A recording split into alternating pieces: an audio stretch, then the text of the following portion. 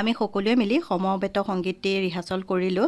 কি হয় নাজানো বাৰু, আপোনালোকে আশীৰ্বাদ কৰিব দেই। অহাকালিলৈ যে আমি সুন্দৰকৈ পৰিৱেশন কৰিব পাৰোঁ। তাৰ পৰা আহি এয়া মোৰ বেষ্ট ফ্ৰেণ্ডৰ ঘৰত সোমালোঁ আৰু এয়া চাহ খাই আছোঁ। আৰু লগতে মোৰ সৌভাগ্যখিনি চাওকচোন, মই চাহৰ টেবুলত বহি আছোঁ আৰু তেওঁ গীত পৰিৱেশন কৰি আছে। কি সুন্দৰ মুহূৰ্ত, আপোনালোকৰ লগত মানে শ্বেয়াৰ নকৰি নোৱাৰিলোঁ।